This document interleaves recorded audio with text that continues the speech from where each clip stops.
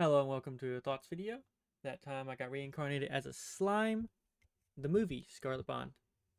So this fits in right after season 2. It's not exactly, it could be canon.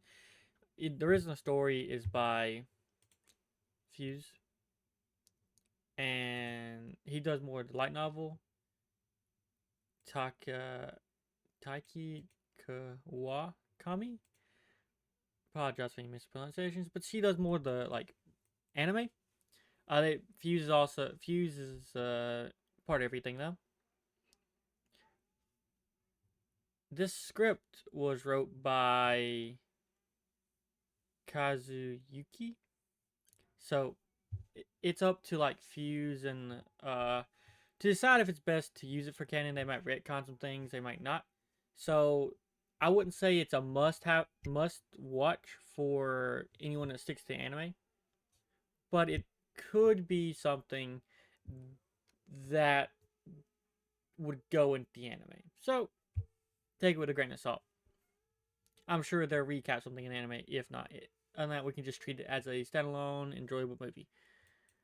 The director is Yasuhito. The studio is 8-bit, and it's distributed by Bandai Namco Filmworks. Crunchyroll has licensed the film. This is it. So the film's about this guy, Hiiro. Hiiro is a childhood friend of Benimaru and all the other ogres. Shion, all that stuff. They believed Hiiro was dead. Hiiro got taken in by this queen in her kingdom of Raja, and she named him Hiiro because the ogres don't really have names, so they get named. What the premise of the movie starts out as Hiiro is come to Tempest to request help from them because the kingdom's dying. The queen's not in good health. She's being poisoned by this crown. They don't have any more gold mines or any farmland to keep the kingdom alive. So he's come there to ask for help. Mainly to see if they could cultivate the great forest that Veldor is supposed to be over.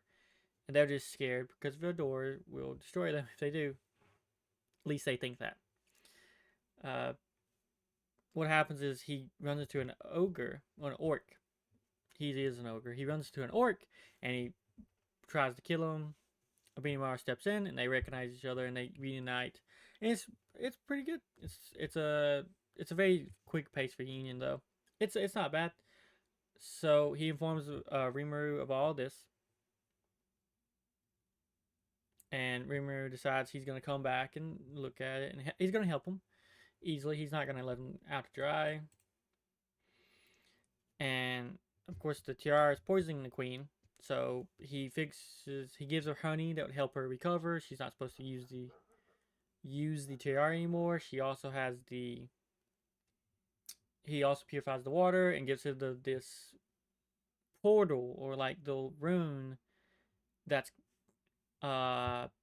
spraying poison throughout the water. They believe it's the mines, but it's not. It's this little thing. The top, yeah. So Rimuru gives the honey to. They have a Tempest, so she'll be okay. So they leave. All is well.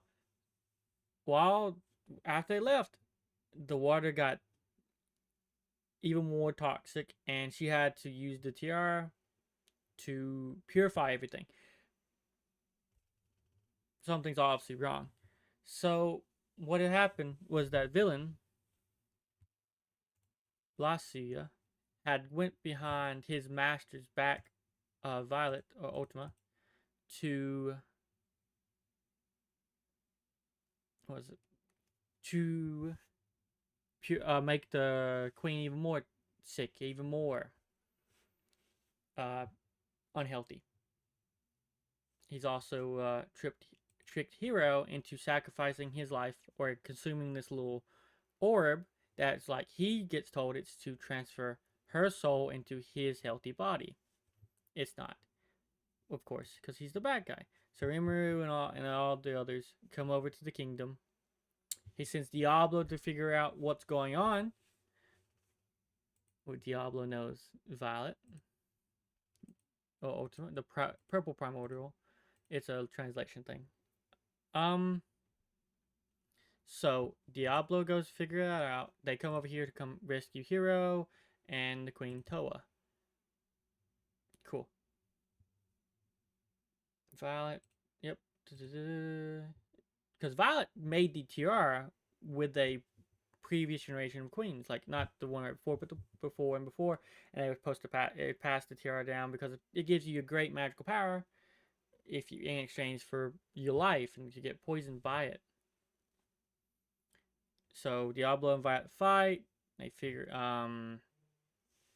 Diablo wins. Violet decides, or so Violet has to give in to Diablo's demands. Also, because her little underling, Lasua, went behind her back and did this all in a much faster way than she wanted. It was supposed to just be a game. He basically made her suffer way more, and she gets rid of the thing, gets rid of the curse, basically.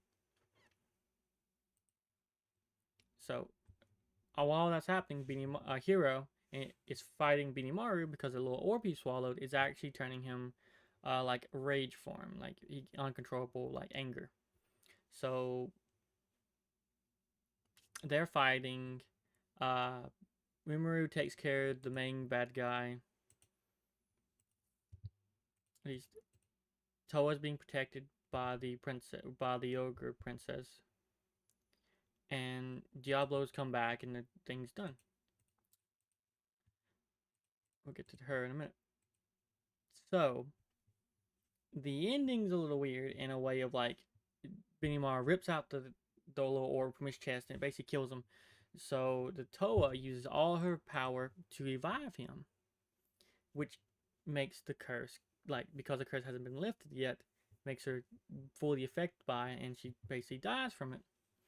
But Violet brings her back in exchange for like the trickery and all that stuff. So that's nice. A double fake out though. Oh, double fake out death. Okay, whatever.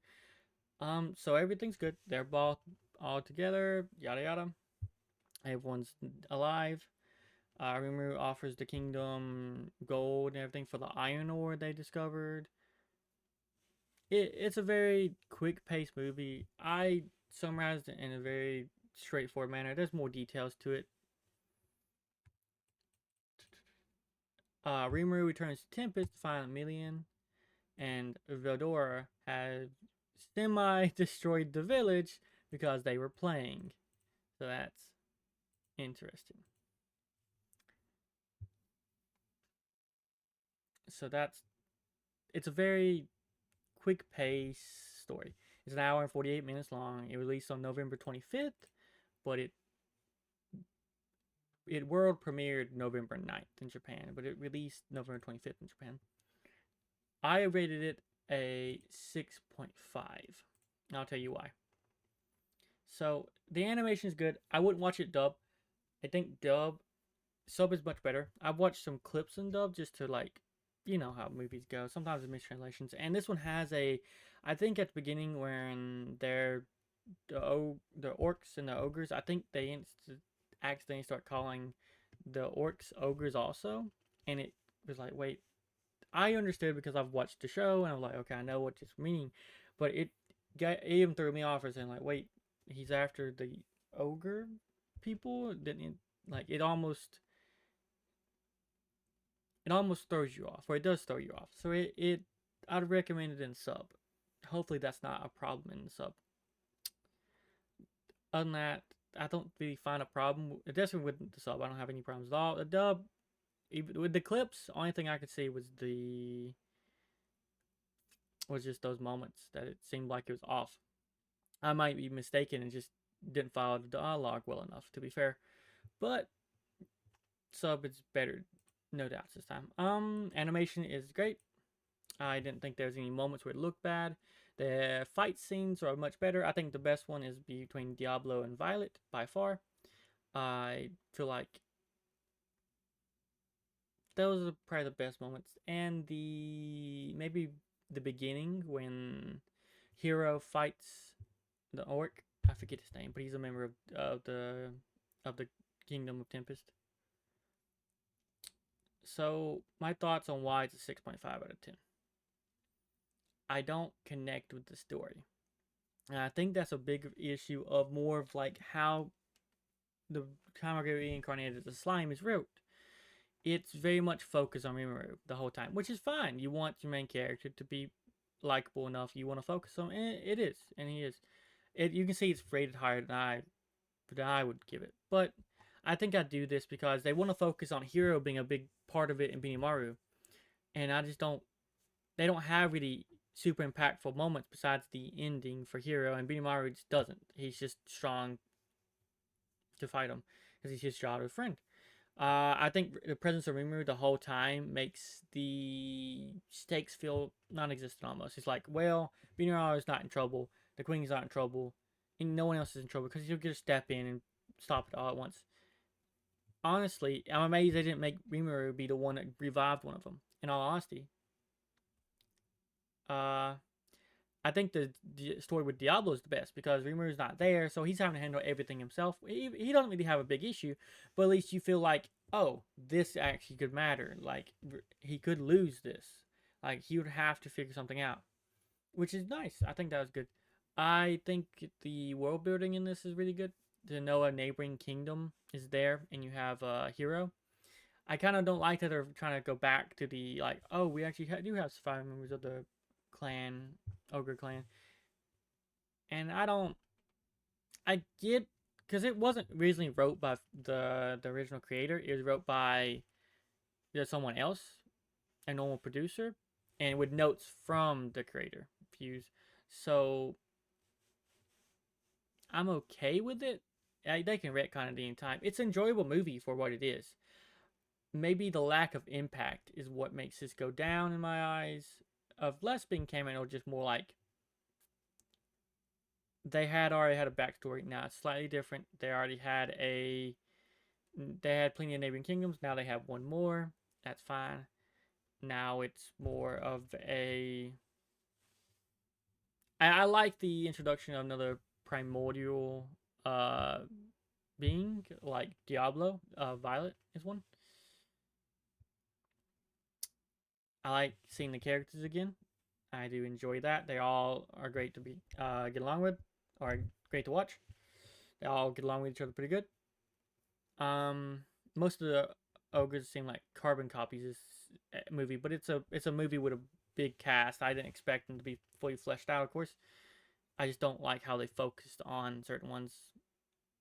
I think Rimuru should have stayed at the kingdom and sent Veldora or someone else extremely strong to handle it. You know what I mean?